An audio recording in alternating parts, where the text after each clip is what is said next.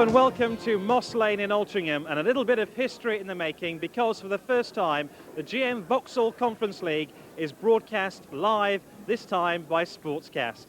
We've got 12 matches for you between now and the end of the season as the race is on for the 4th Division next season. Remember, the winners of the GM Vauxhall Conference automatically promoted. But who is going to be the team to go up? As we check now on the top of the GM Vauxhall Conference, you can see that we've picked a real cracker for you this afternoon. Altrincham, 2 points behind top place Barnet, but they have 2 games in hand. So, who's going to make it up next season? Will it be Altrincham, or will it be one of those clutcher clubs chasing them around about the top of the GM Vauxhall Conference? And one man who I hope is going to supply some of the answers is Tony Incenso, who's going to be my co-commentator. Tony, who's going to make it up?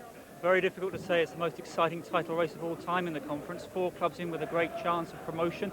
Obviously Barnet in top spot, they've got the points in hand, but Altrincham 2 games behind them. They've certainly got a great chance of overhauling Barnet. If they win today, Altrincham will go top. And history in the making with Sportscast, history in the making for Altrincham as well, because Altrincham a 22-match unbeaten run now, 1 more game unbeaten, and they'll set a new all-time GM Vauxhall Conference record, beating Scarborough's record of 5 years ago. Well, Tony, we're going to make our way up to the commentary position now, but we're looking forward to this big game. It's going to be Altrincham at home to Barnet, and the top of the GM Vauxhall Conference is going to beckon for one of the 2 sides. So let's now check on the 2 teams, starting with Altrincham.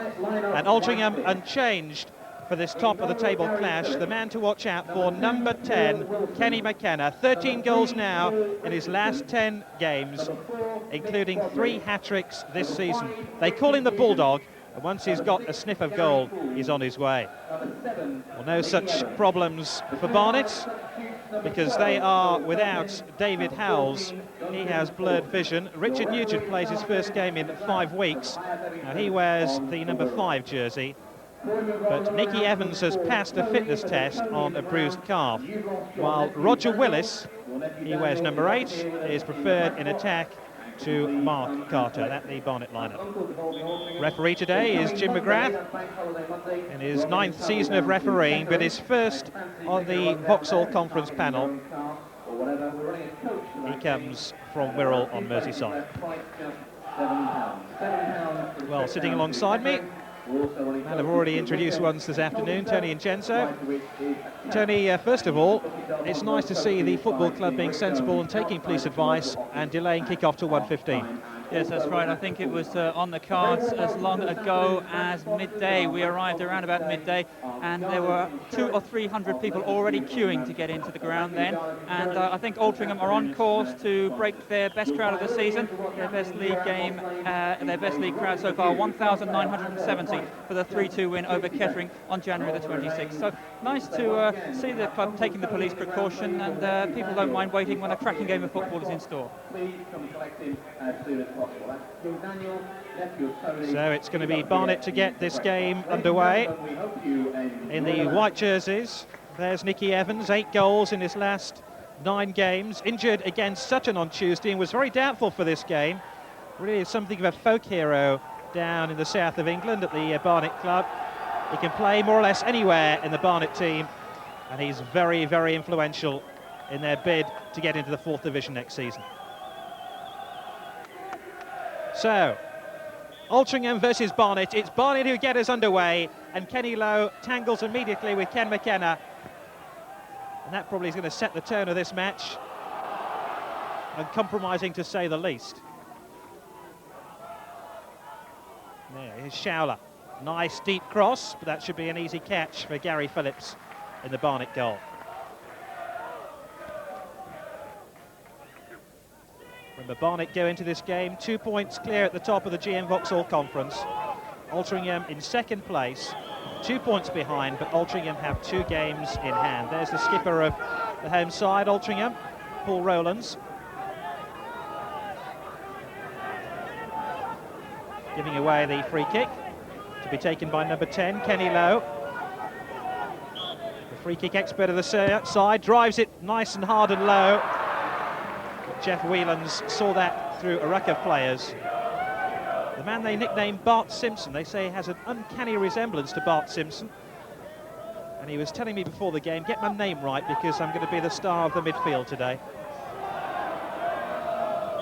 This time it's Kenny Lowe, number 10, who is fouled.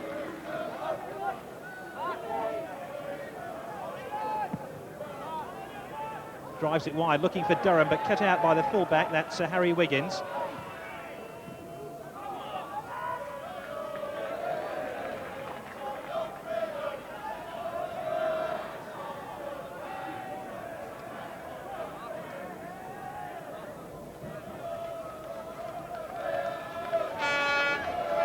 Wiggins to take the throw down the left-hand side, has number 6, Gary Anderson, available.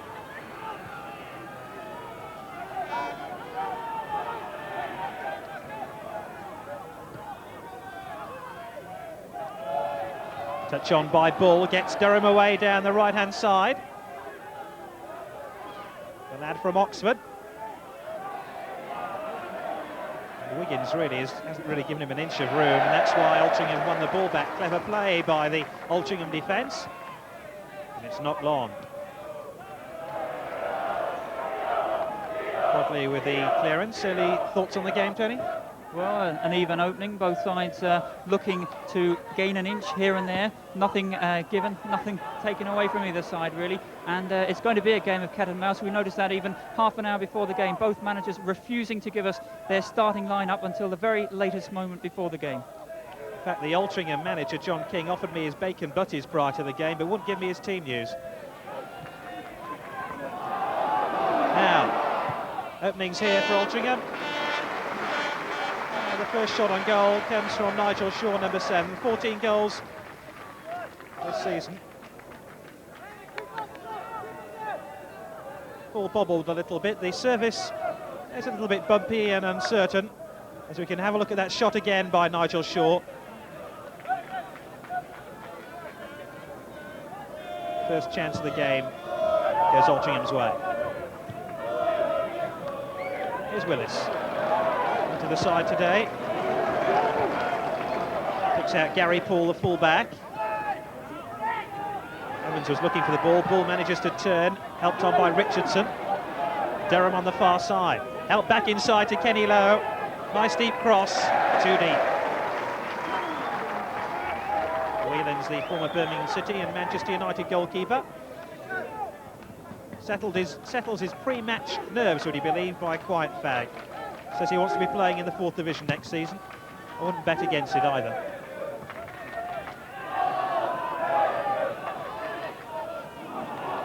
Nigel Shaw just helping it on, and Rowlands can perhaps put a cross in here. McKenna arriving, Richardson, oh, clever little piece of audacity. And this time he holds back. Number 6, Gary Anderson, and he's given away the free kick. He did the hard bit, but the easy bit he couldn't manage. That's right, cool as a cucumber in clearing, but then he panicked a little bit and gave away the free kick in a dangerous situation for Barnet. So McCarrick will leave the free kick to Paul Showler. Showler knocks it in low, and it's Kenny Lowe that gets it away. Anderson. McKenna after it, good header on the ball. Very brave striker, isn't he, Kenny McKenna? That's right, he's already notched 30 goals in all competitions this season for Altrincham, a great battler and part of the Altrincham lineup which Barry Fry described as a team of giant 6-footers. Barnet more of a footballing side, they'll want to get the ball on the ground, they'll want to get Kenny Lowe involved in the game. Altrincham piling forward as much as they possibly can. And here's Showler just inside the box, onto his left foot. It took a deflection off number 4, Mick Bodley, and that'll be, well, from this angle it certainly looked like a corner. The referee says it didn't strike a Barnet defender. Showler just cutting inside. Maybe he didn't get a deflection after all. Showler, a policeman from West Yorkshire, and attracting a lot of interest from Football League sides. Willis just gets the glancing header on. Off to Bull, wide to Durham now. Bull scampers inside the box, looks for the return from Durham, but cut out by Whelan's.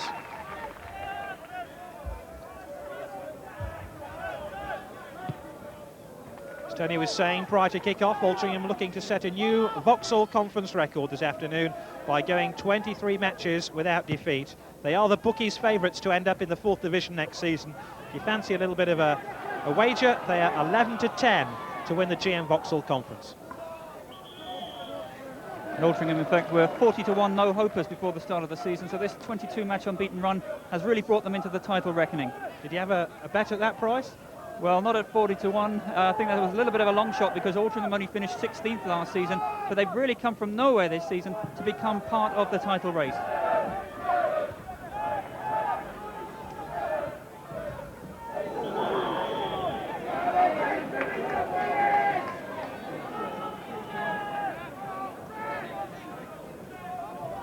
So it'll be Harry Wiggins who will take the free kick for Barnet.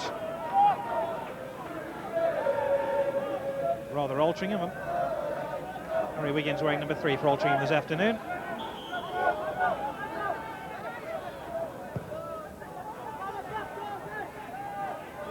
Showler. Solid tackle by the Barnet captain, number 2, Paul Wilson. Away from football, ends his living as a plumber.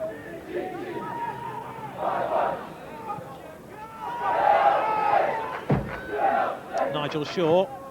Evans rather dived in a little bit on the challenge. Showler's cross. We're seeing a lot of Paul Showler, aren't we, in the opening stages of this game? Yes, he's cutting in from both flanks, he's getting his crosses in, he's getting shots on target, and certainly Altrincham starting to get the upper hand, forcing this corner now with 8 minutes played. Gary Anderson then. Man calling for the ball is Mark McCarrick. It's played into the near post, and that's an easy one for Gary Phillips.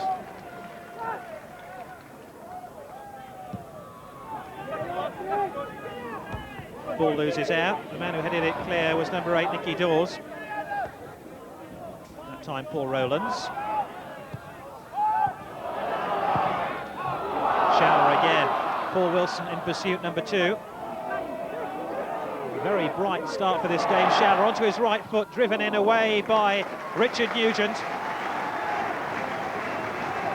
And prior to the game, John King, in a public meeting with some of the Altrincham fans, were calling on the Altrincham support to get behind the side, especially at set-piece situations. He says it gives the lads a tremendous lift when they chant and sing and try put a little bit of psychological pressure on the opposition. Headed away by Paul Wilson that time. There was real pressure coming on that time on the Barnet goal. But there's an offside flag. Barnet will relieve the pressure with a free kick deep inside their own half of the field. Exciting start to the game. I was very doubtful, to be honest, that this game would be a bit of a showpiece for our opening game here on Sportscast, but it's okay, isn't it? Well, it's a tremendous opening. It's a real showpiece occasion, as we said. It's obviously going to be tense, but action in both goalmouths already. Altrincham with the aerial assault, and I think Barnet are glad they've got Richard Nugent back at the heart of the defence, because he's been lapping up a lot of the high balls that have been coming in towards the Altrincham big men.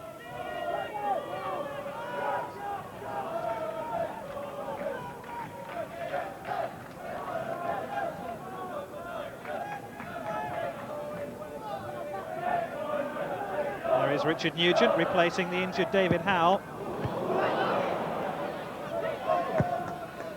A good opening. We've had 9 minutes of the game. It's 0-0. There's an opening here. Brady, that's the opening goal. Brady makes it 1-0 for Altrincham. 2 hat-tricks already this season, and he gives Altrincham the lead against Barnet in this top-of-the-table clash in the GM Vauxhall Conference. Altrincham's long ball game playing dividends. Nugent slipped, Bodley slipped, and in the end it was there for Brady to lash the ball home from the edge of the penalty area. A fine strike and a great opening by Altrincham. So the ideal start for John King's men.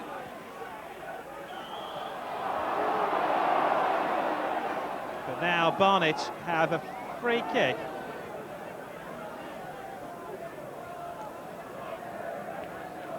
Well, this could be the ideal time for the equaliser. Kenny Lowe standing over the ball. And there are 11 Altrincham men back inside their penalty area here. Richardson is a man in the wall. in line with Kenny Lowe. There he is. Chipped in, the wall did its job. Kenny Lowe, who travels down from his native northeast for all Barnet's games. Yes, that's right, he lives on Teesside. He has a 500-mile round trip to play for Barnet. And he's going to take a corner for them now. Richardson looking for the ball, but that's a solid catch by Jeff Whelan. And just when you're under pressure and you've just conceded a free kick like that, that's exactly what you want your goalkeeper to do.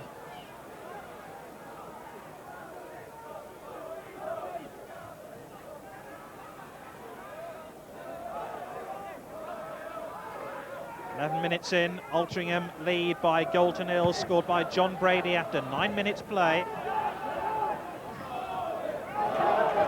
Rowlands heads away. McCarrick playing only his 4th game for Altrincham today. McKenna with a flick on, but nowhere near John Brady, the goal scorer.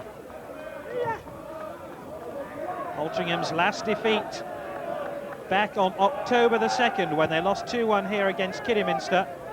They've forgotten what it's like to lose here. And of course, success breeds success. Altrincham in the winning habit and making the early running. And Barnet have been on the rack, but they're coming back now with Kenny Lowe in inspirational form. Lowe. Rather a hopeful hack to the far side by Poole, but it finds Durham. Tackled instantly by Harry Wiggins.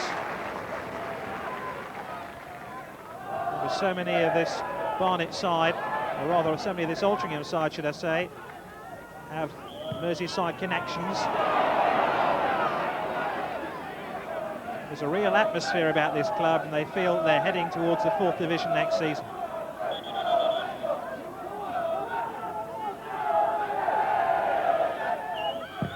So Lowe with a free kick, flicked on by Willis, away though I think by Rowlands that time. Altrincham looking for an early ball forward here. Great run by Gary Anderson. Run out of it eventually by his opposite number 6, Gary Poole.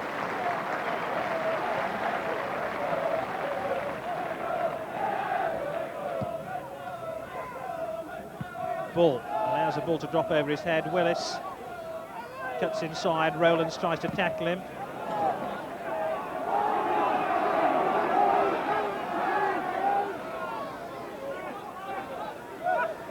Carrick.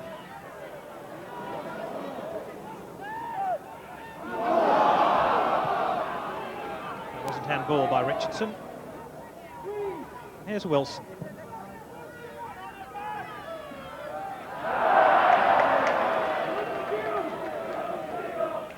Roger Willis.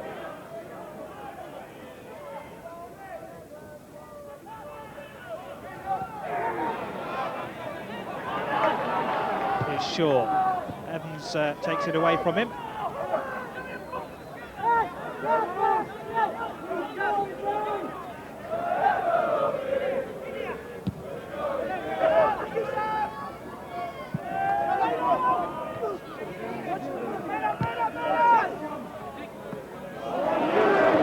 Lovely turn that time, and a hand-off too by Nicky Dawes.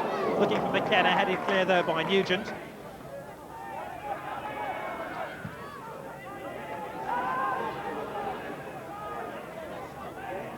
Have quarter of an hour of this GM Vauxhall Conference game. It's Altrincham 1, Barnet 0.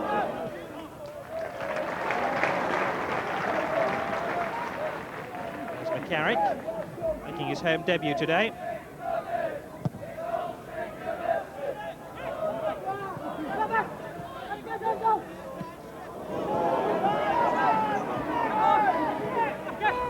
McCarrick again, number 5.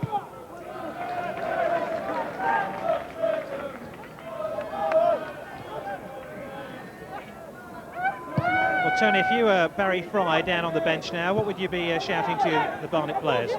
Well, I think Barnet need to get the ball forward more. Obviously, Kenny Lowe making an impact in midfield, but the forwards haven't had much to run onto, and we haven't seen much yet of Roger Willis, who came in at the expense of Mark Carter. And Willis was in fact the subject of 2 bids from Football League clubs just before the transfer deadline for bids of over £100,000. It's quite a surprise he's played today. I thought he might be on his way this week. And Carter, vastly experienced in the conference, dropped. He played 6 games for Barnet so far and hadn't scored since his transfer from Runcorn. And Willis just getting involved there, didn't get his head to the ball. I think we need to see more from him.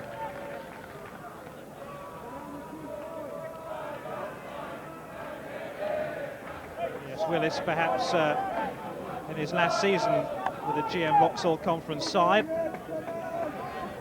As Whelans takes the goal kick. Kenner got a good flick on there, driven forward by Nugent. Rowlands, as cool as you like, allows the ball to drop over his head. Richardson.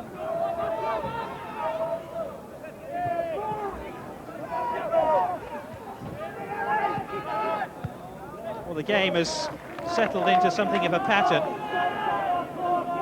I think Altrincham are very satisfied with that early goal, and it's taken a few of the early nerves away from them.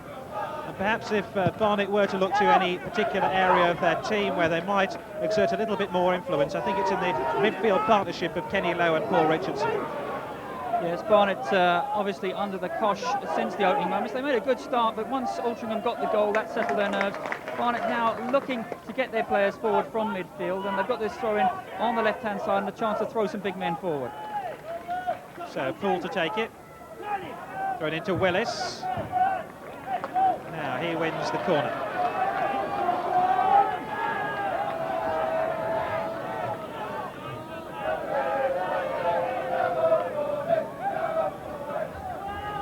There's Kenny Lowe about to take this corner, and watch out for Mick Bodley here, number 4, because he likes to flick him on the near post. Flicked away on the back post that time. I think the corner was struck slightly too long. Ball picks it up on the far side. Under pressure from McKenna and Wiggins. McKenna brings it clear. Good breakaway this by Altrincham. McKenna needs to release this ball quickly. Promising attack. Here's the goal scorer Brady. Solid tackle by Poole, but only as far as Dawes. Anderson headed clear, this time by Bodley. Well, that just gives you the sort of indication, the amount of pressure Altrincham are putting on Barnet. Perhaps the shot was a little bit disappointing, but they got a lot of players forward very quickly after defending just a few moments earlier in their own penalty area. That's right, they broke very quickly from the back, a great sweeping 5-man move, and it shows Altrincham can play football as well. They've been described, as we said, as a side of big men, but... Here's Durham, just outside the box. A lot of time and space for the cross. And that's exactly why Dawes was happy to concede the corner.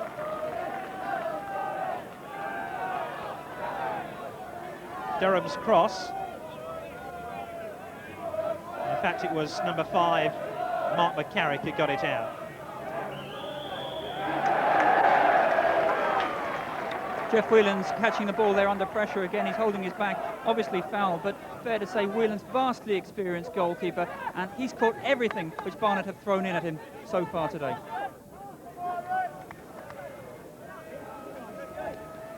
He teased Whelans actually that he's a little bit too relaxed for the Altrincham players' liking. I say he really is the coolest customer in the conference.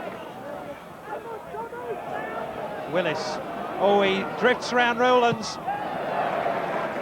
and just for a moment there was a chink of light in that Altrincham defence as Barnet exerted their first pressure, arguably of the game so far. Willis beating a couple of men there. That's what Larry Fry will be looking for, because Roger Willis brought in, as we said, to replace Mark Carter, and he'll be the man that Barnet will look to for goals this afternoon.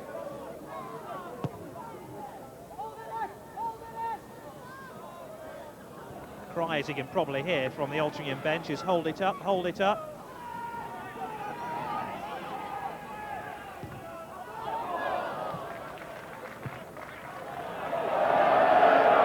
I'm sure that wasn't intentional, but Paul Richardson has just cleared the ball out of the ground.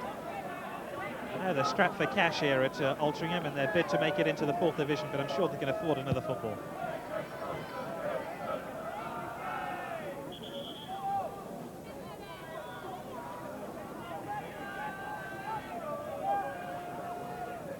So Wiggins will take the throw for Altrincham, who lead by 1-0. We've reached the midway point of the first half. If you've just joined us, you're watching live GM Vauxhall Conference football. We're at Moss Lane in Altrincham. Altrincham second in the table, lead Barnet, the league leaders, by 1-0.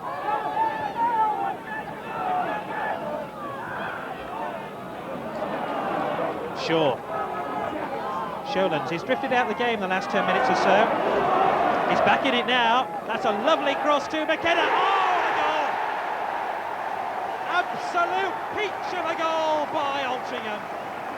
Shola went round the outside of the Barnet attack, and Kenny McKenna, with his 31st goal of the season, makes it Altrincham 2, Barnet 0, and the 4th division beckons for Altrincham.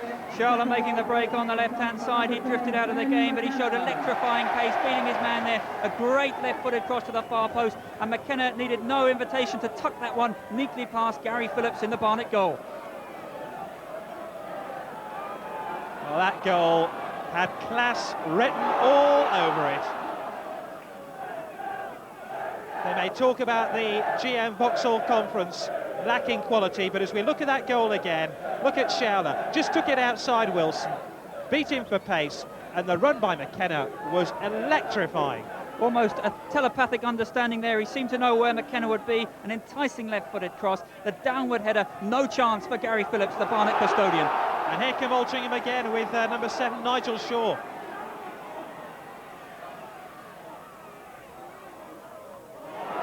Showler again. Shaw! The shot wasn't sure, was it? Turned on rather disappointingly that time by number 8, Nicky Dawes.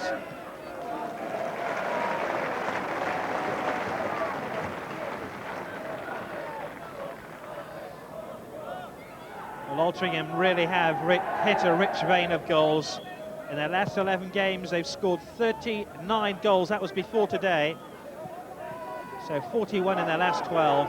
That's the sort of confidence and that's the sort of goal-scoring ability you're going to need to take you up into the 4th division. Not McCarrick fitting in ever so well here. Yes, McCarrick with more than 200 Football League appearances to his name. He's joined them in the last fortnight and adding his experience to the final thrust towards Football League status for Altrincham. Wilson. Shut out by number 2, Tommy Miller. Who, despite the number 2 on his back, plays at central defence for Altrincham. Showler, he's already supplied 1 goal for the Robins. Outside Wilson again. Well, he tackled himself there.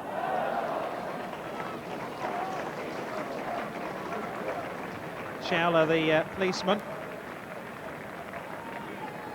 It said that recently his form has dipped in the last few weeks. That's what an insider at the Altrincham club told me. But if his form's dipped in recent weeks, he's right back on song this afternoon. That's right, a real thorn in Barnet's side down that left-hand flank. He made that goal with inch-perfect precision for McKenna, and certainly Barnet now on the rack. They're going to need a goal before half-time, otherwise this game is going to be out of reach for Barry Fry's men. Richardson, Willis.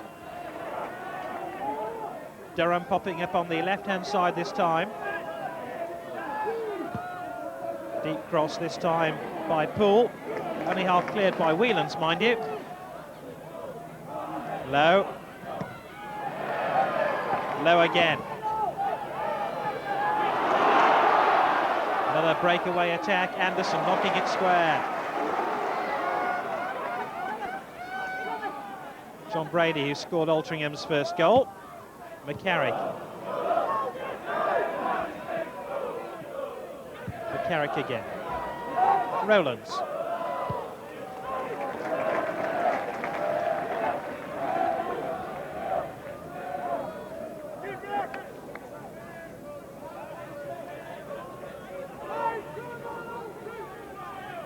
The crowd here at Moss Lane, incidentally, swelled by the fact that the club are operating a scheme where youngsters can come in for free.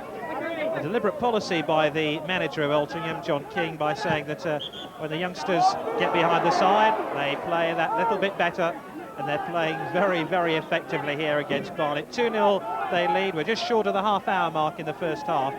And here's Gary Paul for Barnet.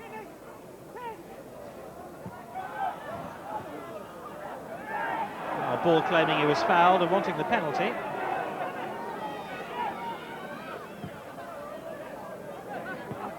Again, a clever little flick inside, looking for Nicky Dawes.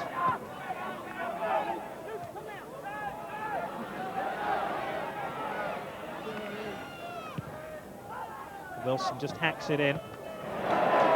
Only as far as Richardson, number 3. Willis with a flick on that time.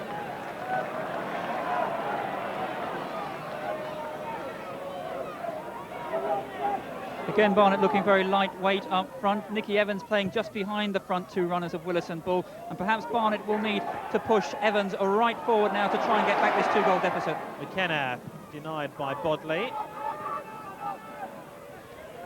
I'm just wondering how much those injuries to Nicky Evans, and also the fact they're missing out on their big central defender David Howell, is affecting Barnet's play today. Well, certainly Barnet have a very big squad. They've spent £130,000 in the last 6 weeks on 5 new players, so despite the fact that injuries come at this stage of the season, I think Barry Fry has plenty of experienced men to bring in.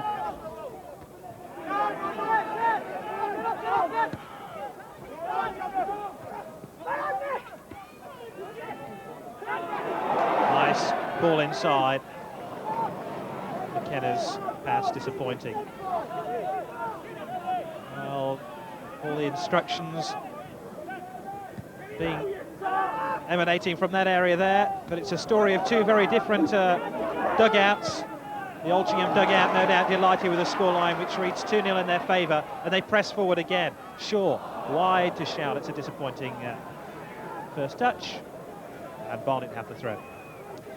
Barnet supported today by some 500 fans who've made the long trip up from North London, South Hertfordshire really. They've been very quiet today, and not surprising. Altrincham turning on the style, and the home supporters in fine boys.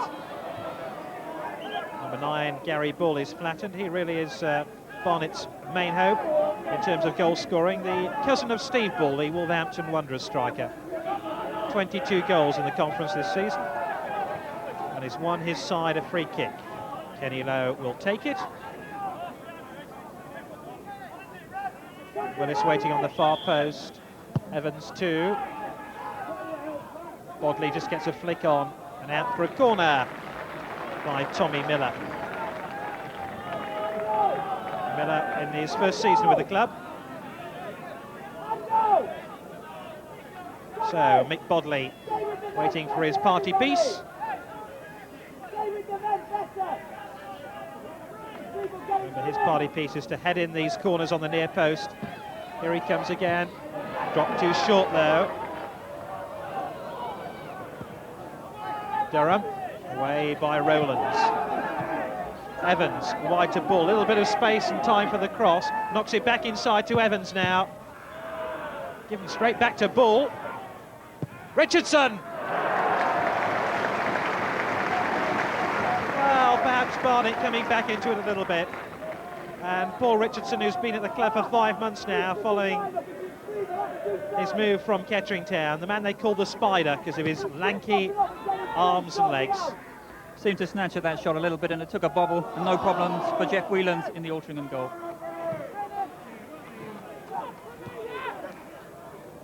So a quarter of an hour remaining of the first half. Altrincham leading by 2-0.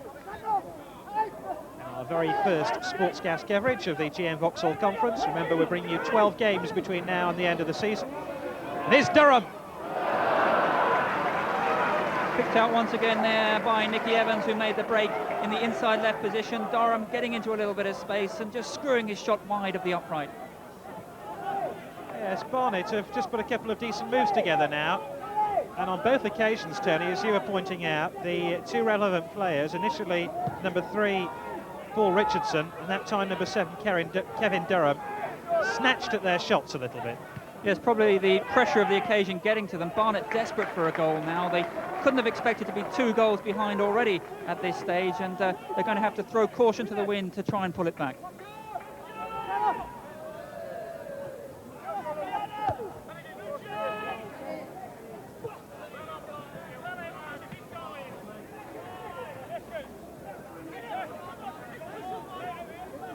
So Phillips with the clearance.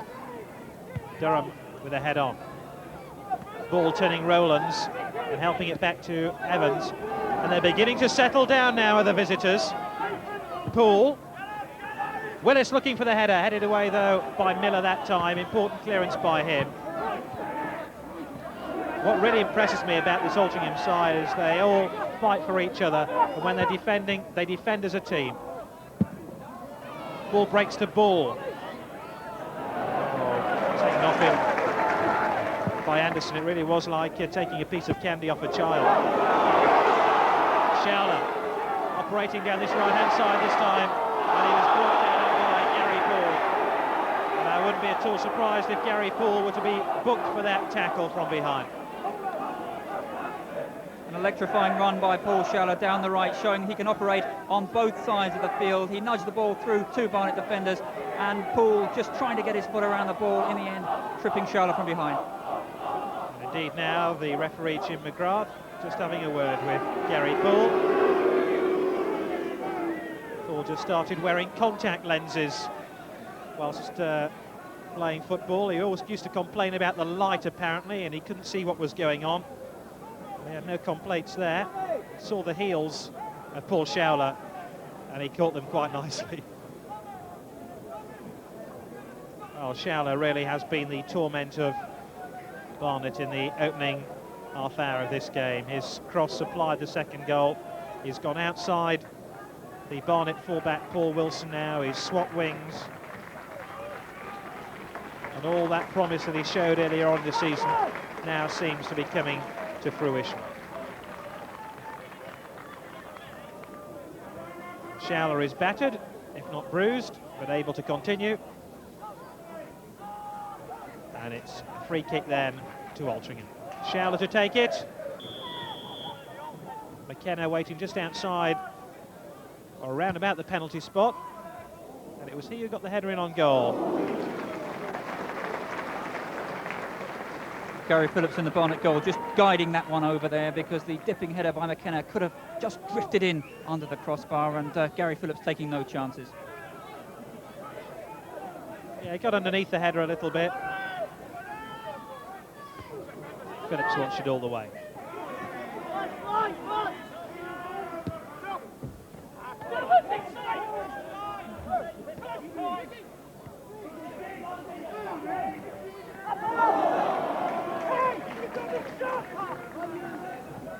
If you've just wandered into your favourite pub or club and wondered what all the fuss and commotion was about, we're showing you Vauxhall Conference football live here from Moss Lane in Altrincham. Our very first game. It's Altrincham 2, Barnet 0. Barnet, the current league leaders, Altrincham in second place, 2 points behind them, but with 2 games in hand. As we said beforehand, obviously Altrincham will go top tonight if they win this one.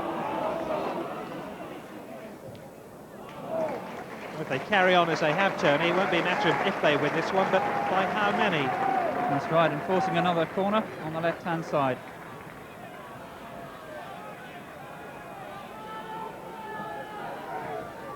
Three corners apiece for Altrincham and Barnet. McKenna waiting on the back post. John Brady very close to the goal line. The goalkeeper happy to fist it away. McKenna.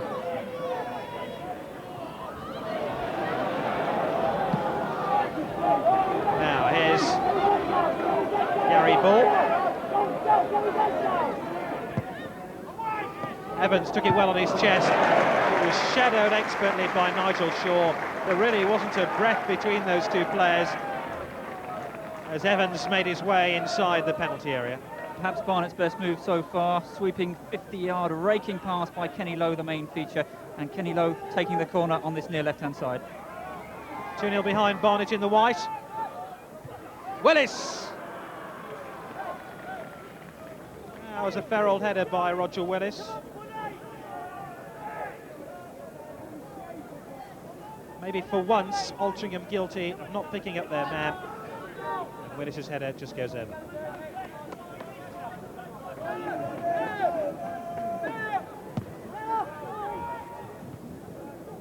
Shaw flicks on. Brady. I always get the impression this game has more goals left in it. And I suspect those goals just might come from Altrincham.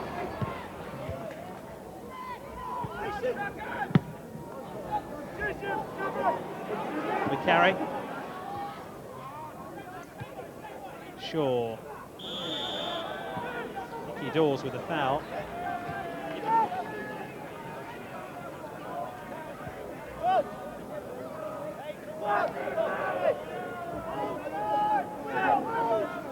To be honest, I'm having difficulty recognising Nicky Dawes. He's had a severe haircut in the last couple of months. And I was, last time I saw him, he had a real bushy mane at the back of his head, easy to spot for a commentator. I have to suspect whether it's the same guy. Meanwhile, the industry of Kevin Durham wins Barnet the corner as the sun comes out for the first time here at Moss Lane, and it's shining on Altrincham at the moment because they lead by 2-0. Barnet though with the corner. Williams missed it that time. Willis, how did he miss that one? That was a real chance that went begging for Barnet. Barnet's best attempt from a corner so far. The ball curled in, touched on at the near post by Bodley. Willis was there, it seemed he must score, but a fraction wide of the right-hand upright.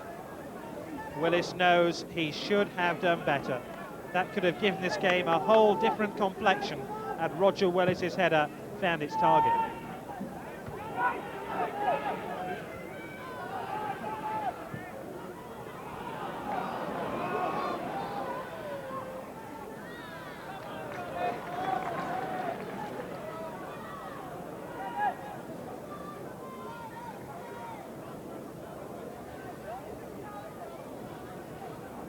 Kenner looking for this one inside the box. He'll have to turn Richard Nugent. He's done that. He's onto his right foot. Nicky Evans happy to hack it away. Willis in pursuit. Brady. McKenna. That was his target. Didn't find it though. Miller tries to hack it wide. Finds his opposite number 2, Paul Wilson. Here's Gary Bull, and he's fouled. It'll be a free kick to Barnet.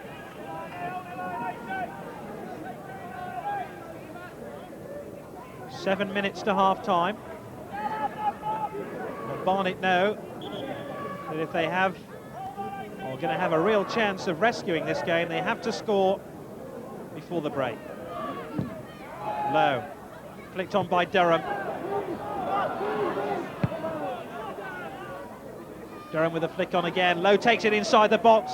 Possibilities here if Lowe can keep it in play. And the Bart Simpson lookalike can't do it. That's right, he just couldn't get his foot around the ball.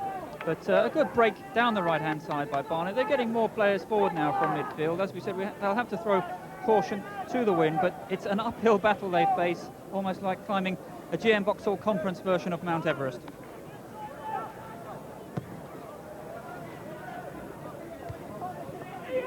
Willis with a touch off. Richardson looking for Durham. They need to be more accurate than that.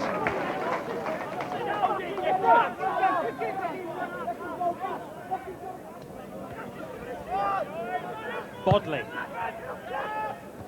Away by McCarrick. 6 is Anderson. McKenna, Brady. It's nice football by Altrincham.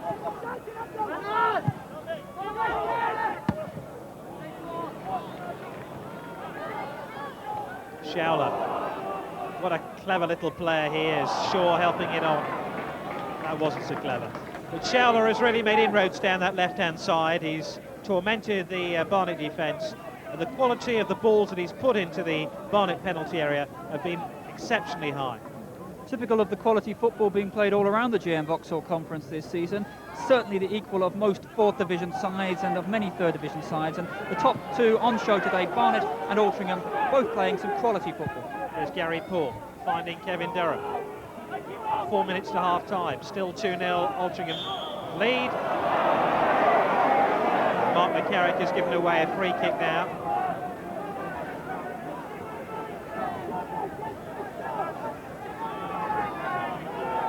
Yes, just slightly nudged him off the ball there. The referee quick to raise his right hand to give an indirect free kick. So, Kenny Lowe with a free kick for Barnet. Flicked on, and again desperately close by Mick Bodley. We talked about Bodley coming forward for the set pieces, and he knows that was a real opportunity again for Barnet. The slightest of touches, the glancing header, and inches past the post, and Bodley held his head in despair. He was just a fraction away from pulling one back there for Barnet.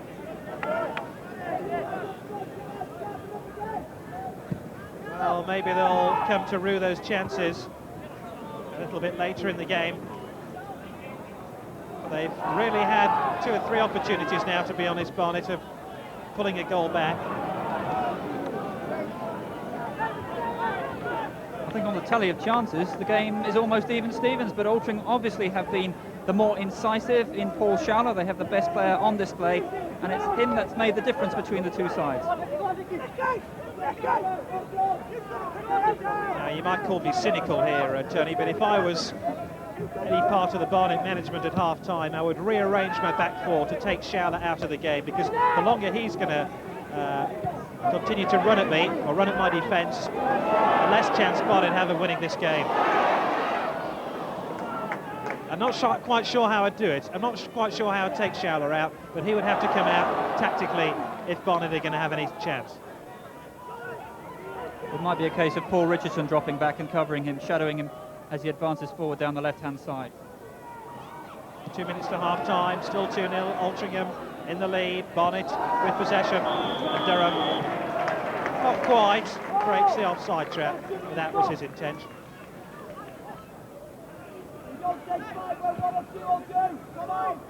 I think Barnet manager Barry Fryer will think carefully about bringing on Paul Culpin as a second-half substitute as well.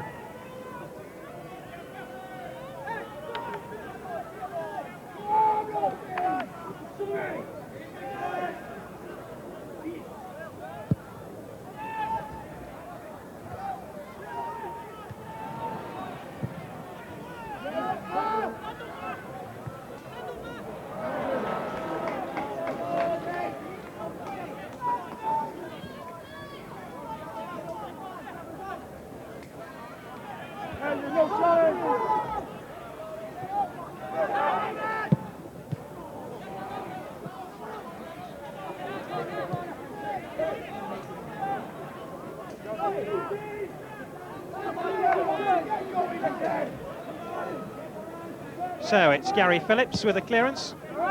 We're inside the final minute of the first half, and goals by Altrincham's strike force, John Brady and Ken McKenna, give them a 2-0 advantage.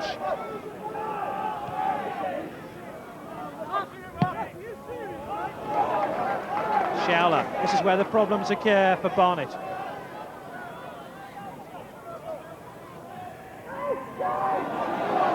Nigel Shaw. I think the nice thing is about any football team is when you've got a 2-0 advantage, players are always going to feel confident about taking pots from that sort of range. That's right, 35 yards from goal, and if the scores were level, he might have thought about passing to a colleague in a better position. But he unhinged a dipping drive and quite a long way wide, but no problems because Altrincham 2-0 in the lead. Now playing stoppage time at the end of the first half. And I suspect that Barnet will be happy to hear the half-time whistle. They're going to have to regroup, reorganise, go back to their plans and see what they can come up with in the second half.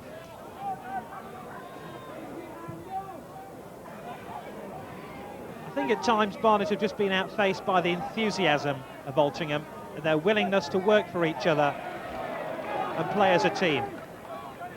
And I don't think Barnet have really matched that. Anderson looks for the 1-2 with McKenna. McKenna helps it back to Brady. Brady to number 7, Shaw. Shaw to Schouler. Opportunities here for Altrincham. Only half cleared. Evans hacks clear. Shaw.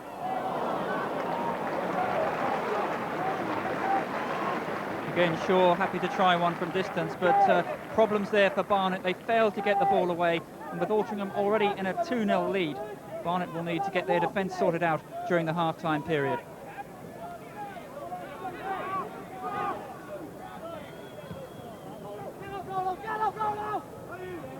Good flick on by Willis, under pressure from Rowlands. Miller.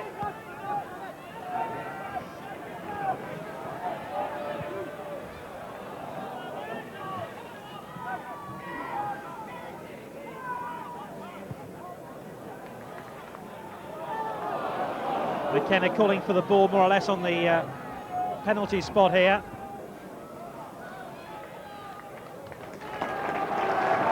Well, Barnet have some defending to do before the half-time whistle. We've played 2 minutes of stoppage time now at the end of the first half. Schouler again, another corner.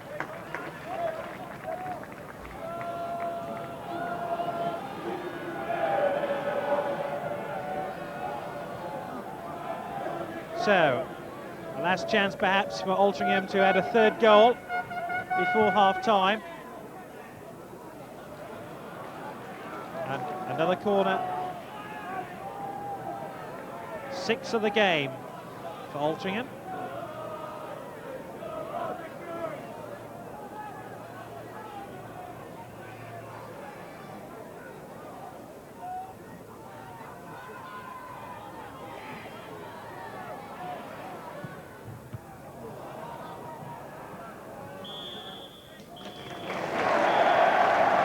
Half-time, it's Altrincham to Barnet 0. Very satisfactory first half, Tony.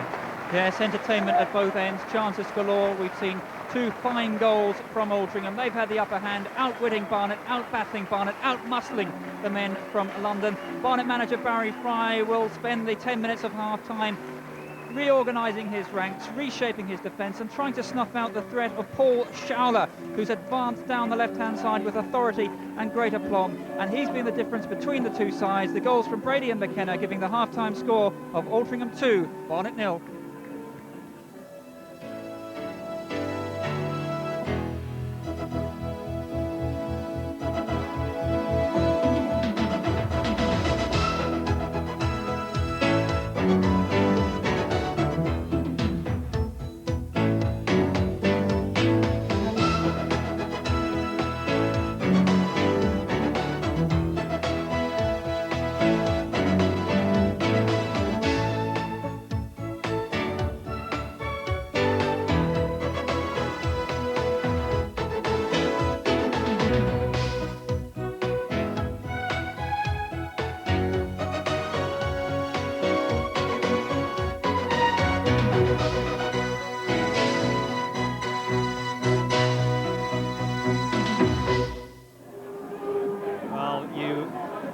Sean is back here at Moss Lane, and news that Barnet have made a substitution because Paul Kelpin, their new signing, on loan from Peterborough United until the end of the season, is on for them.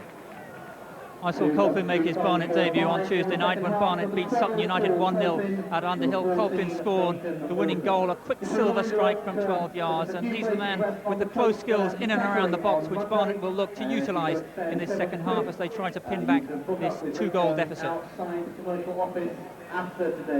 So Kelpin on for Barnet. Remember, he scored the winner against Sutton, as Teddy was saying.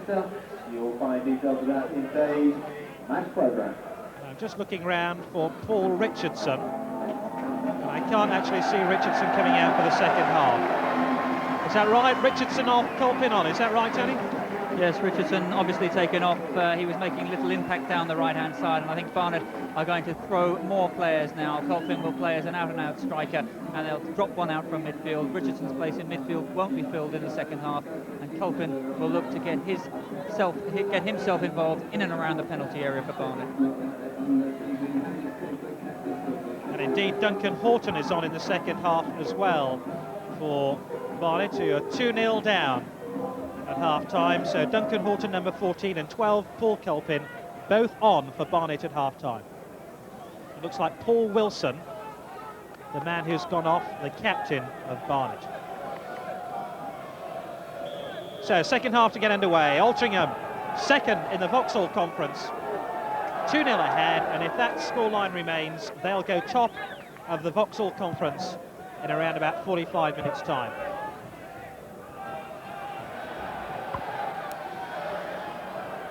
Willis into the dead ball line. How Barnet need an early goal in this second half. We talked about the menace of Paul Schouler. He's now being tightly marked by number 6 for Barnet, Gary Poole. That's the change. Lowe drives it into the near post. It's straight out though. Yes, I think Poole switched from left back to right back. He's going to take a tight man-to-man role, marking Paul Schouler, and Barnet making these changes at half-time. There's Gary Poole, and he's looking in determined mood as he faces Paul Schouler in an eye-to-eye battle. Quite a contest for him in this second half. As McKenna tries to get the flick on, not quite successful. Poole heads it clear.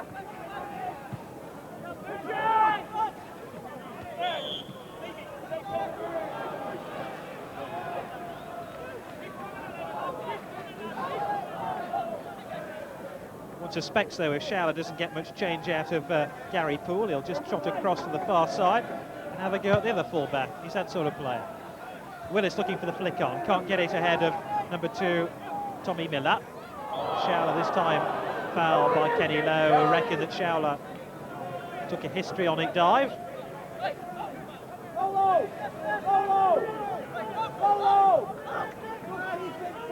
And Altrincham have the free kick.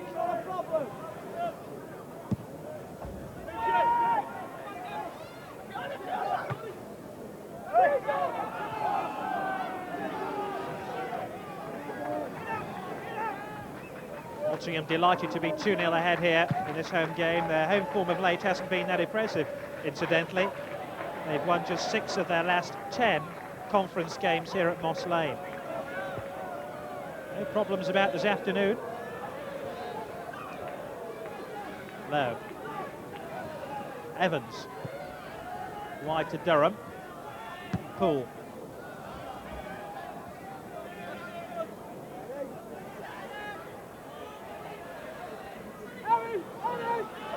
Harry Wiggins.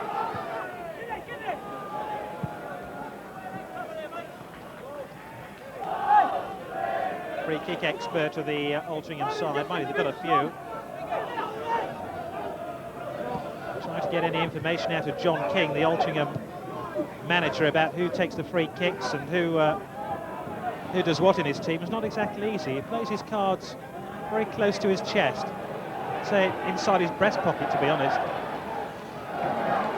King was remarkably relaxed before the game, cracking jokes in the players' tunnel only a half an hour before their kick-off, and he obviously had his cards already on the table. He knew what was expected from his players. He'd obviously briefed them well before the game. Altrincham had breakfast in a local hotel at 11 a.m, and it was then when the tactics for this afternoon's game were formulated.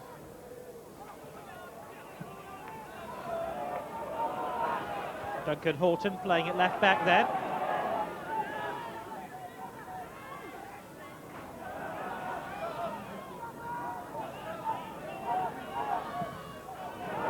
Neat looking cross. McKenna claimed he was fouled. Comes through to Schouler. Oh, he's turned Poole. He's come back for another helping. And manages to get over his cross again. McKenna was looking for it. Might be picked up by Anderson. How unlucky can you get? Anderson struck that with some venom. And that would have really finished off Barnet had that gone in.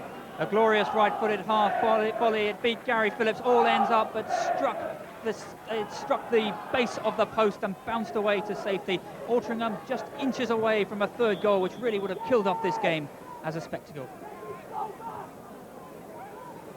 So Anderson's hit the upright, and Barnet know that could be the little glimmer of luck they've been looking for. They've given it away though. Lowe giving it away to McKenna.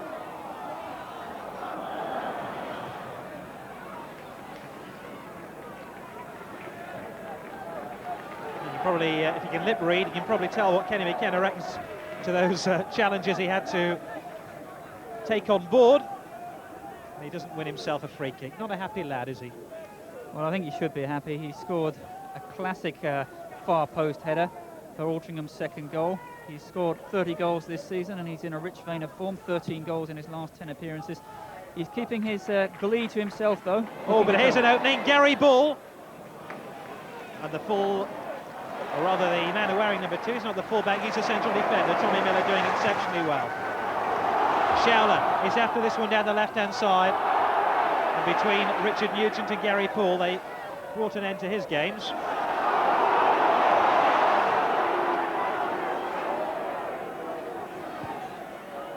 Poole knocks it wide, looking for Horton, intercepted easily there. McKenna's after this one.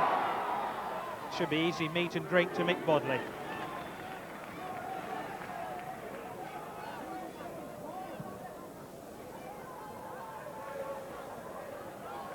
McCarrick knocks it long, looking for John Brady. Brady's after it.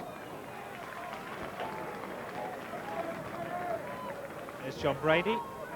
Scored after 9 minutes of this game.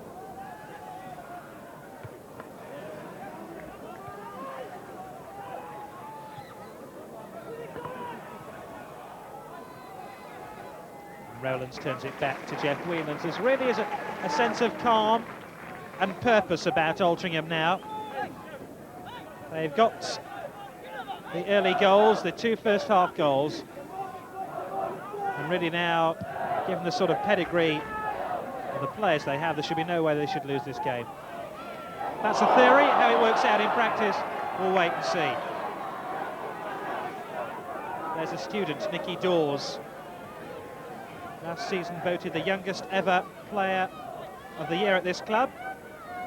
Just turned 21. And he's won his side a free kick.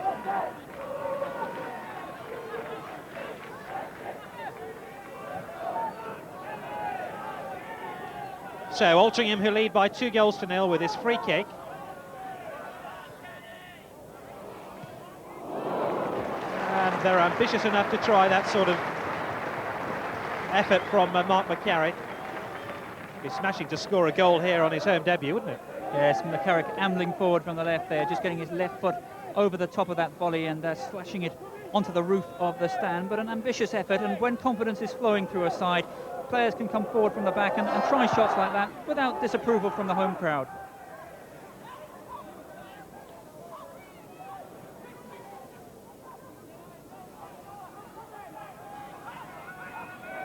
Bodley. Willis. Evans. Kenny Lowe's pass was intercepted, but here's Durham. Lowe again. Lovely turn. Tangled with Miller. Evans picks up again. Evans and Kenny Lowe. Very, very talented players. Showing the full array of their skills, but it's very noticeable that every time Barnet gain possession in the Altrincham half, they are surrounded by red and white shirts. Gary Poole with a free kick then for Barnet. How they need a goal now to come back into this game. 2-0 they trail.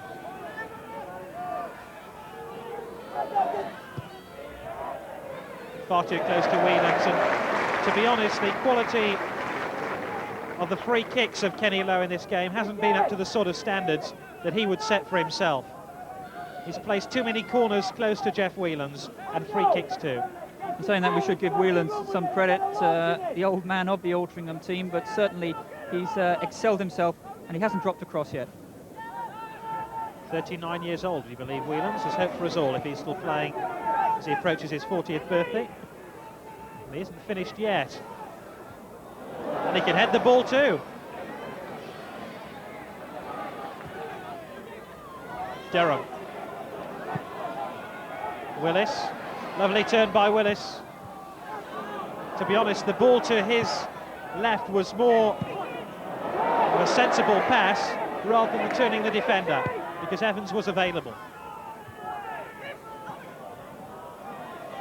Lowe looking for Horton, didn't give enough meter to the header, and that's why Barnet have conceded the free kick.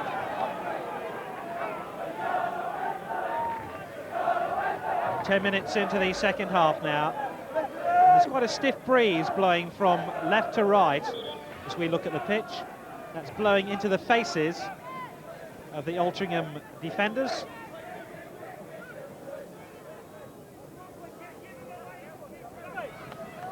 Altrincham warming up. That's Andy Reid, the man just going through his warming up exercises. He can play at full-back or central defence. They've also got Mark Hughes on the bench, who scored 14 goals this season in 33 appearances, but 15 of those appearances from substitutes. So he's obviously the super sub of the Alti lineup. So they can take this free kick through Harry Wiggins.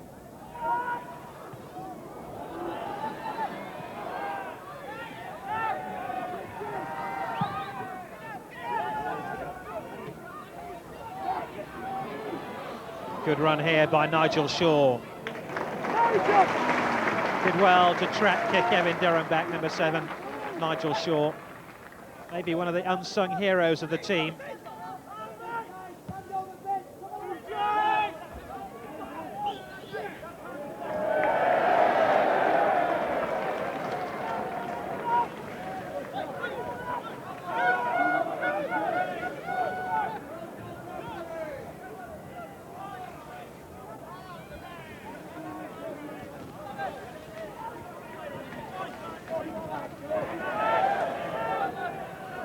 So Gary Anderson to take this free kick for Altrincham, who lead by 2-0 in this GM Vauxhall Conference game against Barnet.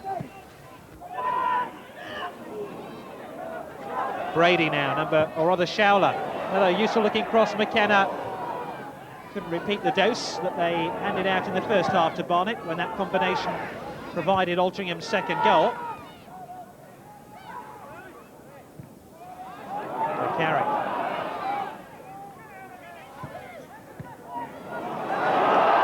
Giving the ball away too many times in midfield. Anderson off to number 7, Shaw. Showler on this left-hand side. Another good-looking cross.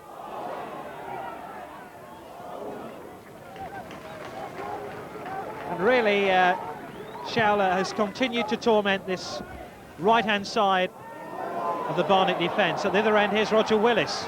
Willis onto his left foot. Oh, it came back off the upright, and it's got in!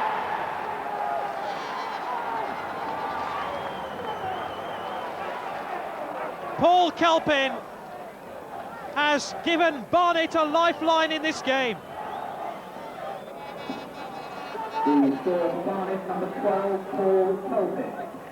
What a tremendous strike initially by Roger Willis. It came back off the upright, and Kelpin scores his second goal in 2 games for Barnet, and from nowhere they're back in the game.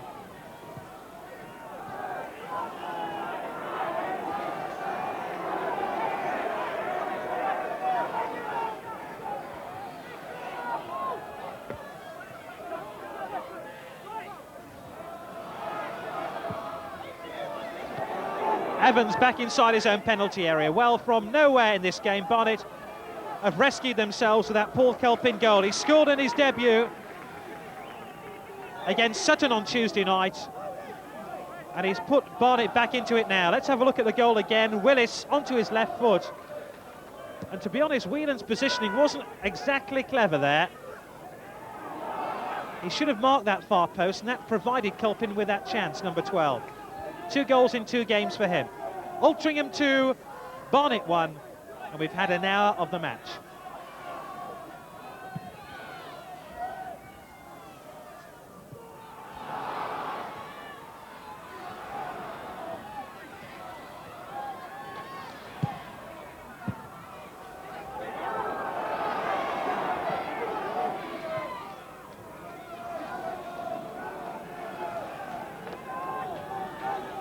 Well, Tony, that was a tremendous goal for Barnet at this stage of the game.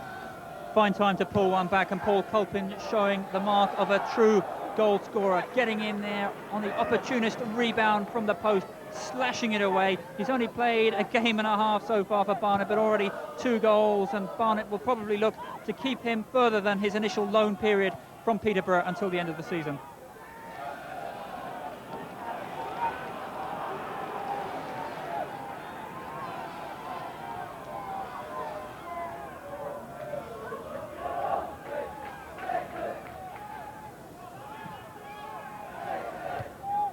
Well, it's given the game quite a different complexion.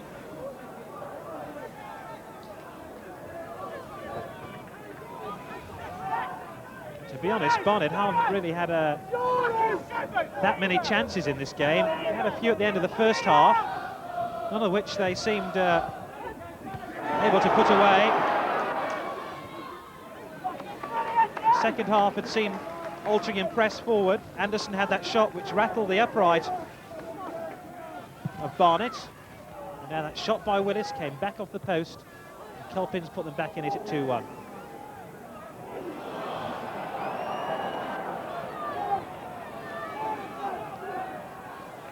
Remember, Barnet, prior to today, had won 5 of their last conference matches. Maybe now they're just thinking about sneaking a point here at Moss Lane.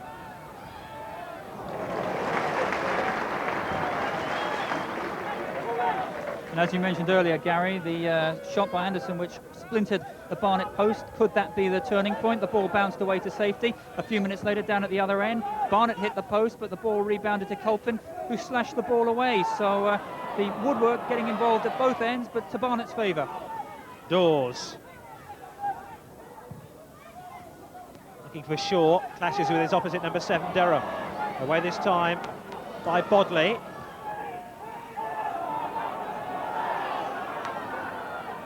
McCarrick. And to be honest, a little bit of uncertainty is creeping into the play of Altrincham. They look so purposeful in the opening 45 minutes.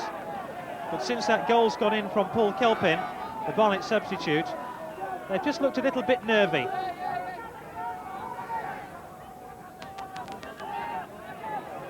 Lovely turn here, McKenna.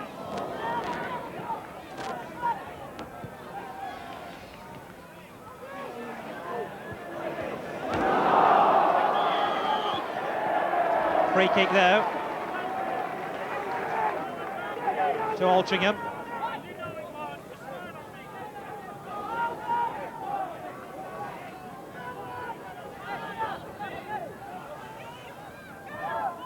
Maybe I'm putting my neck on the line a little bit here, but I just suspect the game still has one more goal left in it. It'll either be a clincher for Altrincham or a goal to earn Barnet a point here in the northwest. Misunderstanding between goalkeeper and central defender there. Gary Phillips clearly called for the ball. He didn't get anywhere near it.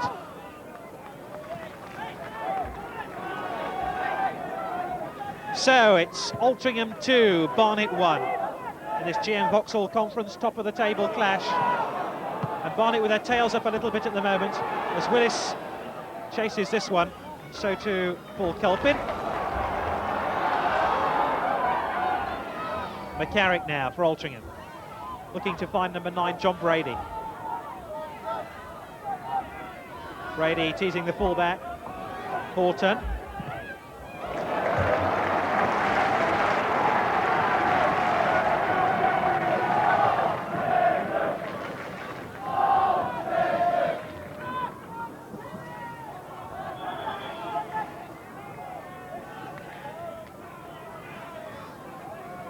So Schouler trots across to the far side to take it.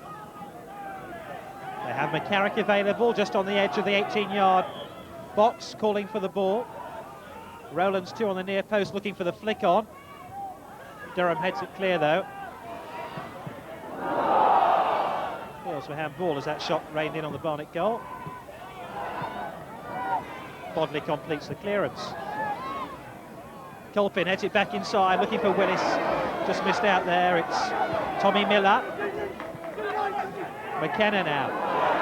Lines himself up for the shot. That was close to breaking somebody's window over the back of the stand there.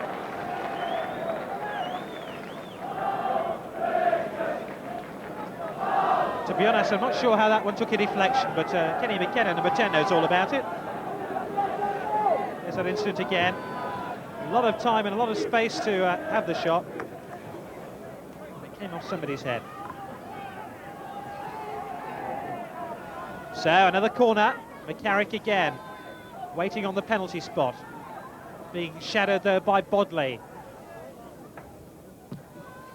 Rowlands gets a flick on across the face of goal. The referee's indicated that the ball had gone out of play before Rowlands got the flick on. It's a goal kick. Rowlands scored a goal at Runcorn on Tuesday night. And it clearly was over the dead ball line. And he's a sales executive. He's got a fancy car and a fancy mobile telephone. When he gets on the football field, he plays like one of the lads.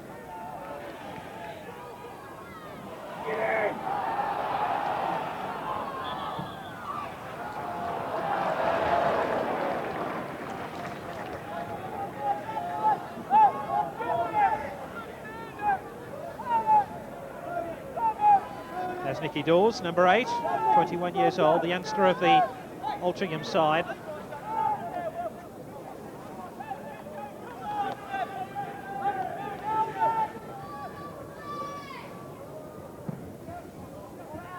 Brady.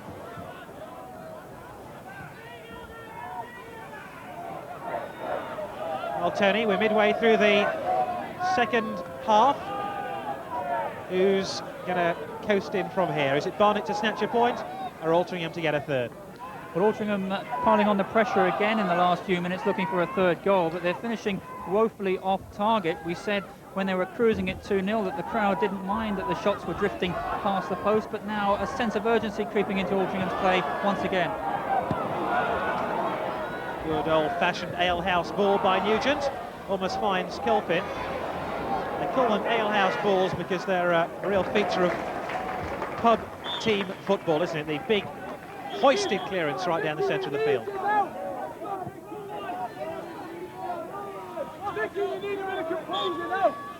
Altrincham 2, Barnet 1, the latest score.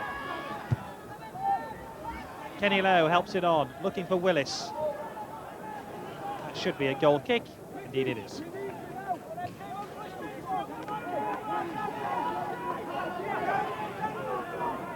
There's Roger Willis. His shot came back off the upright for that full Kelpin goal, but Barnet have been busy in the last few weeks bringing new players to the club. Kenny Lowe, who cost them £40,000 from Barrow. Mark Carter from Runcorn, who cost them the same amount. Paul Colpin has arrived on loan from Peterborough until the end of the season. But it's that sort of squad strengthening that you have to do if you want to go up from the GM Vauxhall Conference. Because to pick up a major injury to one of your players now could prove very crucial. And here is one of those signings. Lowe wins the corner. I noticed as well at Barnet the other night, I stood on the terraces to assess the mood of the Barnet fans in the championship run-in, and there were cries of come on number 8, come on number 10, and certainly 5 new players coming into the club in recent weeks. It's caused a little bit of confusion for the Barnet supporters. Now Bodley promises to get on the end of most of these corners and free kicks. Can he do it here? Not quite. Showler gets it away. Durham back to Lowe again. They're queuing up for the cross here. Evans! Oh. Needed to flick that one back across the face of goal. Kenny Lowe getting involved on the right-hand side. A good cross to the near post, and Evans just couldn't twist his head enough to nod the ball across to the far post. Nicky Evans, the man who's nicknamed God at Barnet. Apparently everything he does on the field turns out good for them. And there's Showler. He's had quite a game for Altrincham. Nice deep cross again. They've lost it. It's not in. I said there might be another goal, but it's ruled out. Jim McGrath claims there was an infringement on Gary Phillips, the Barnet goalkeeper, as the cross came across here from Showler. Showler whips it in from the left-hand side. Phillips comes out, certainly seems to be impeded, although he didn't make a good attempt to catch it. Perhaps it was offside. I suspect it was a foul by Brady, and McKenna's goal is ruled out.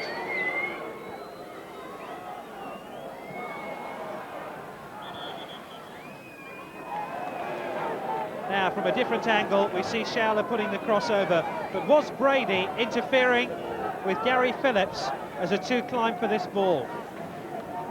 It doesn't look, in fact, as if Phillips is fouled, but you can see as the shot comes in, only one Barnet player back, and as the ball was struck, I think it's fair to say John Brady looking offside. Well, it's not going to count either way, and the scoreline remains Altrincham 2, Barnet 1.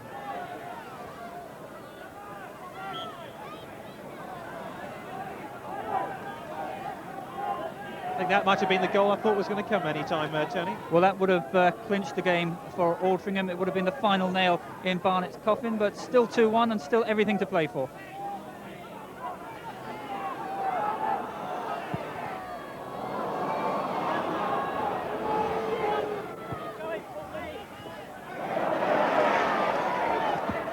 Wiggins read that one superbly. Gary Poole, number 6 there. And he's got the job in the second half of marking Showler. McKenna, Brady, helping it on, number 7, Shaw. It's all over now. And Nigel Shaw, with his 15th goal of the season, makes it Altrincham 3, Barnet 1, and Altrincham are going to the top of the GM Vauxhall Conference this evening. Perhaps the goal of the game so far, the turn on the sixpence by Brady. He set up Shaw, the cracking right-footed drive across Gary Phillips into the bottom left-hand corner. The fans behind the goal celebrating. It's Altrincham 3, Barnet 1. Yeah, splendid finish by Nigel Shaw.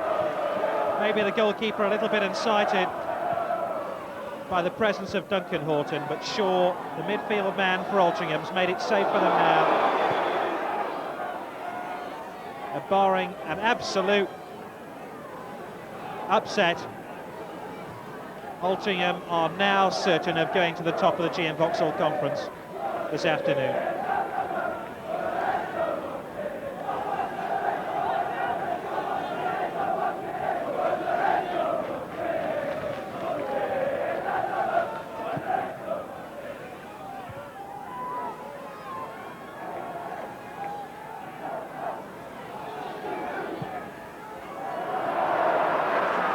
Sure, Jeff Whelan's in the Altrincham goal will be happy if that's the best Barnet can put it in between now and the end of the game, which is approximately, what, 17 minutes away. An air of desperation creeping into Barnet's play there. Kenny Lowe launching a very ambitious long-range effort, 35 yards out, but drifting well wide.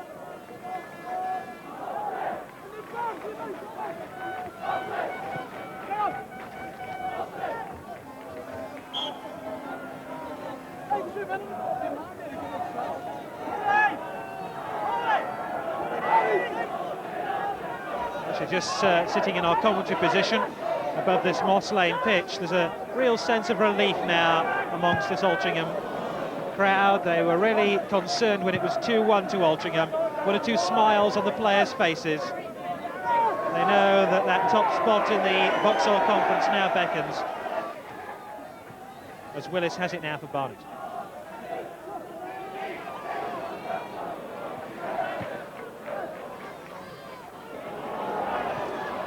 Rowlands, Anderson, number 6 here, looking for support.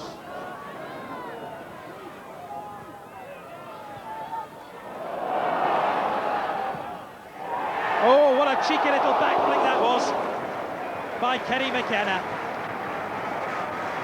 McKenna showing the true confidence of a player who scored 30 goals this season. The ball played in low and hard from the right-hand side. McKenna arrived at the near post, just got his heel to it, and a fraction away from stealing his second goal of the game.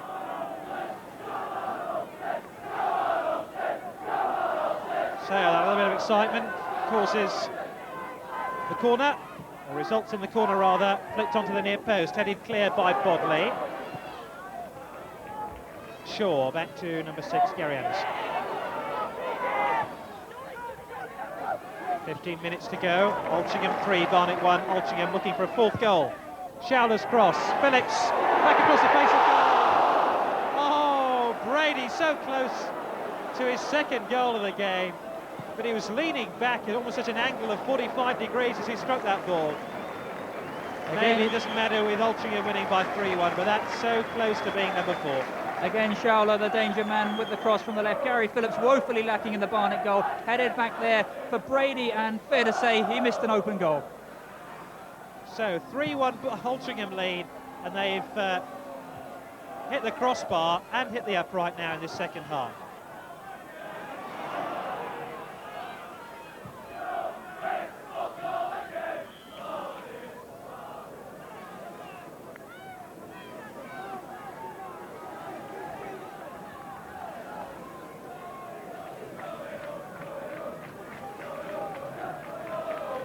I wonder what's going through the minds of the Barnet players now. Conference runners-up in 3 of the last 4 seasons. Will, once again, they be disappointed in their bid to make it to the Football League next season?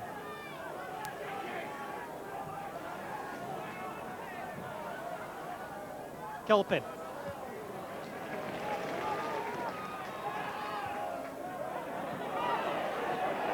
Kenny McKenna. He's had a good game for Altrincham, actually. He's sprayed the ball around well. That was a splendid knock pass, or knockback rather, across the face of the Barnet goal for that chance for Brady a moment ago. And Showler's Industry has won another corner. His heading abilities inside the Barnet box have been outstanding, haven't they? Yeah, it's causing Barnet all sorts of problems. They knew beforehand they'd face an aerial bombardment, and Altrincham haven't disappointed this afternoon with the aerial attack, their main ploy. So, yet another corner for Altrincham. This time to the back post, and Gary Phillips able to take it.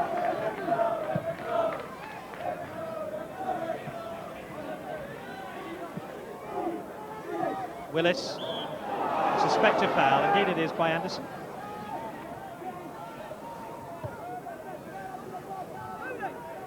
Well, Barry Fry complained after that narrow win over Sutton in midweek, the match you went to see, Tony. It was his side's worst performance in 11 years. I wonder how he'll rate this one, because they won that one by 1-0. And now they're 3-1 down, as Lowe takes a free kick. And for the first time, Nick Bodley got his head on the end of a free kick, but it's wide. Going back to that game on Tuesday night, Barnet looked very frail at the back, and Sutton United had a young striker called Andy Barnes, who certainly exposed those frailties. You can see the Barnet bench there, Mark Flashman, the reserve team goalkeeper, on the far left-hand side. Barnet looked very frail on Tuesday night, and the defensive laxities have been exposed fully by Altrincham. And here's Brady, trying to get round Horton. Thinks about the cross. In fact, Altringham's ability to get round the left-hand side of the Barnet defence hasn't been as marked as their ability to get round the right-hand side. A lot of that's to do with the performance in this game of Paul Showler. And there he is, Paul Showler.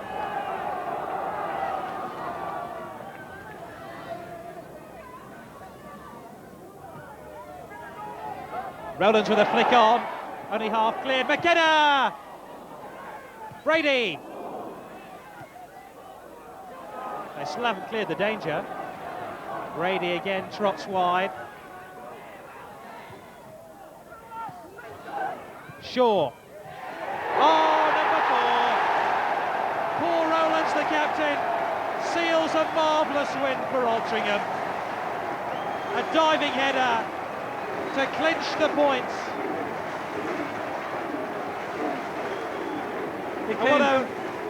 From a period of sustained pressure, Barnet couldn't clear the corner. The ball chipped in, and Rowlands threw himself full length to just dive and glance the ball past Gary Phillips' left hand. A glorious goal for Altrincham. So he follows up his goal on Tuesday night against Runcorn with a goal here, number 4 for Altrincham. Right out of the Alan Clark school of diving headers.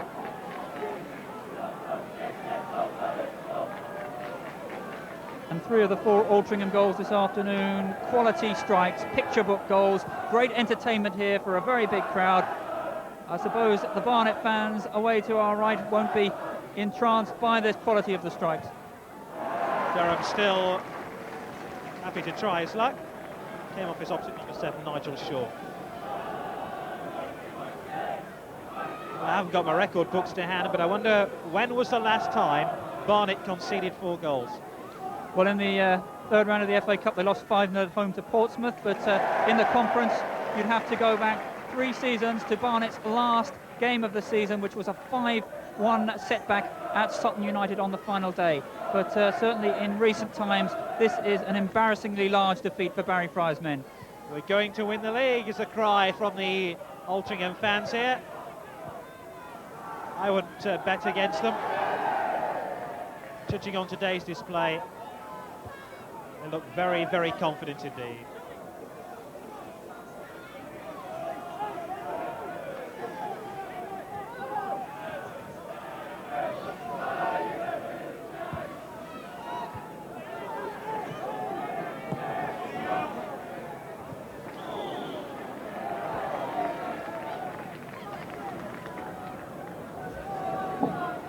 We'd like to remind spectators, please do not encroach on the pitch at the end of the game. Please do not invade the pitch at the end of the game.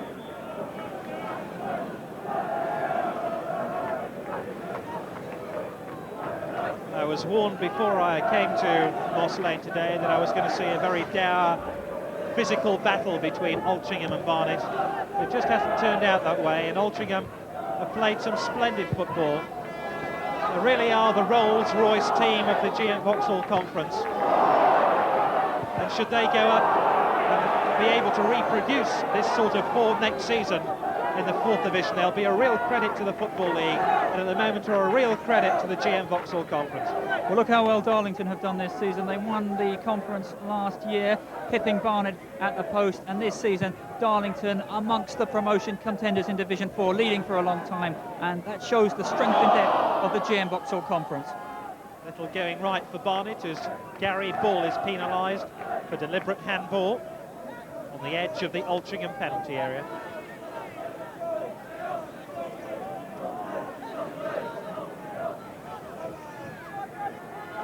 Trying to gain unfair advantage. It hasn't been Gary Ball's afternoon, but he'll have his day again.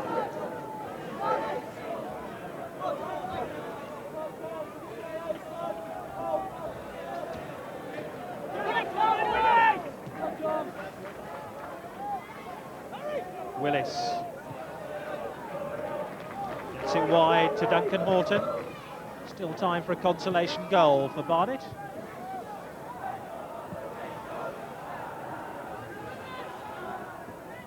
Yeah, that's a fair old pass, if Poole can get in his cross. But even in the latter stages of this game, Harry Wiggins is back defending, even with a touch of cramp.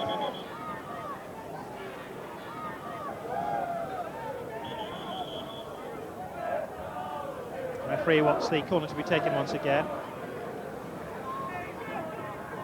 6 minutes left of this GM Vauxhall Conference game. Altrincham 4, Barnet 1. As Poole takes the corner for Barnet. And Whelan's has lost it here.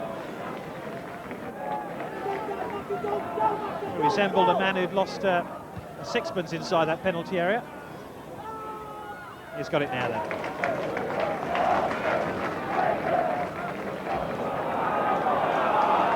We're teasing Jeff Whelans during that little instant there, but he really has been the mainstay of that Altrincham back four. The goalkeeper with his experience doesn't drop into your lap every day.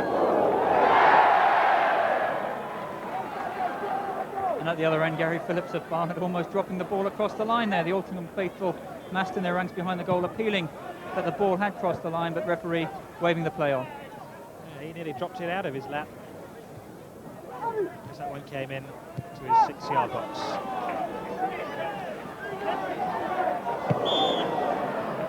Nigel Shaw fouling Kevin Durham. Shaw with that splendid strike for 80 minutes. That was Rowland's goal rather after 80 minutes. It was Shaw's strike after 73. Got 7 minutes between friends. Here's a chance for a consolation goal. And how on earth did Mark McCarrick smuggle that one away? It just isn't Mick Bodley's day. That's right, Mick Bodley now being pushed forward as an emergency centre forward in the last 10 minutes. He got in there, the ball flicked on first of all by Nicky Evans and then by Ball. Bodley's left-footed volley charged down by Whelans and headed away in the end by the big number 5, Mark McCarrick. Whelan's being fouled on this occasion. Just a look at that again from the other end of this Moss Lane pitch. And surely Bodley must have felt he'd pinched a late goal back for Barnet. Wasn't to be. They somehow got it clear between them, and Whelan's to take a free kick.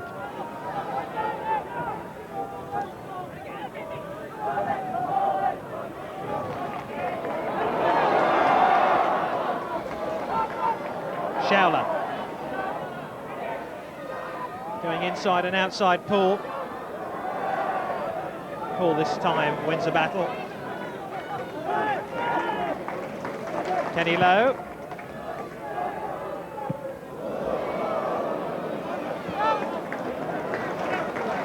Even the things that go wrong for Altrincham somehow eventually turn out all right for them.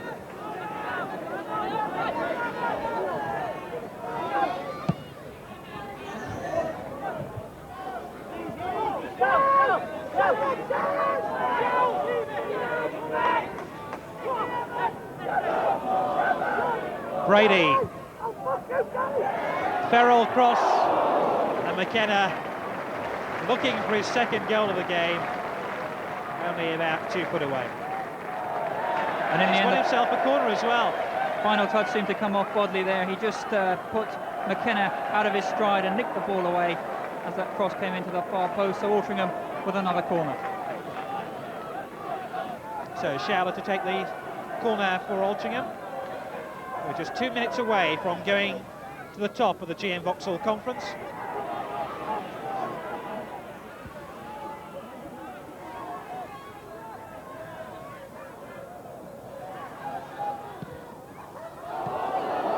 Brady just away from Bodley.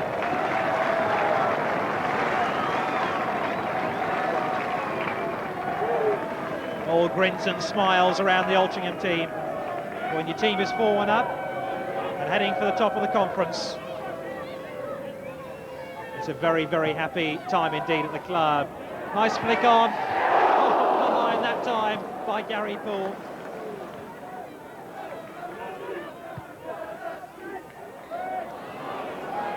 And more Altrincham pressure in the final minute of the game.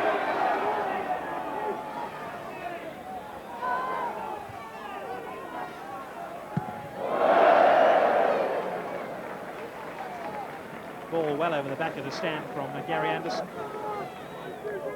Went a little bit closer with that shot that came back off the upright, didn't he? Playing with a smile on his face now. He knows that the 3 points are in.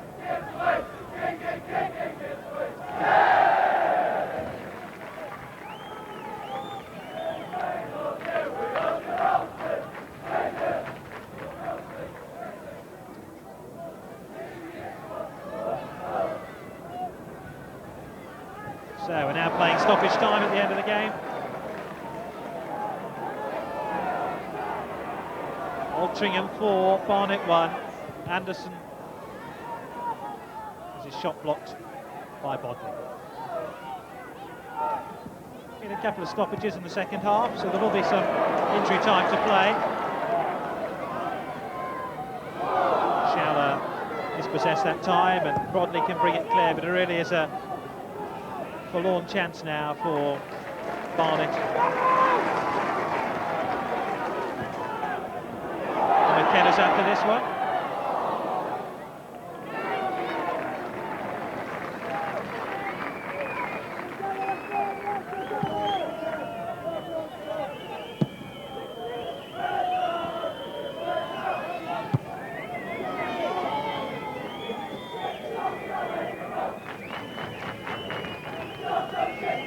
Here's Gary Poole then for Barnet. Played a minute of stoppage time, and Barnet have a late free kick. Game effectively was over after that goal by Nigel Shaw.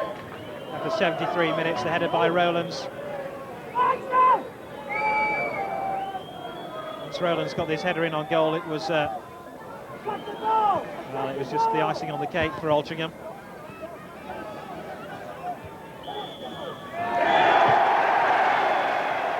The loud enthusiastic cheer of the Altrincham fans tells its own tale. Altrincham 4, Barnet 1, and Altrincham for the first time this season go to the head of the GM Vauxhall Conference. They spent several weeks trying to get there. They now go top and have 2 games in hand over their rivals who are looking to get into the 4th division next season. One of their most comprehensive performances of the season so far. They've beaten Barnet by 4 goals to 1. And with his thoughts on the game is Tony Jensen. An afternoon of splash and splendour for Altrincham. They outclassed Barnet in every department. A standing ovation from the fans at the end. Altrincham playing a brand of football which combined confidence, good attacking play, and the skills of Paul Schaller on the left. Some classic strikes for their 4 goals, and this result and performance from Altrincham will reverberate around the GM Vauxhall Conference, because Altrincham installing themselves in pole position and with 2 games in hand, the clear favourites to win the GM Vauxhall Conference title.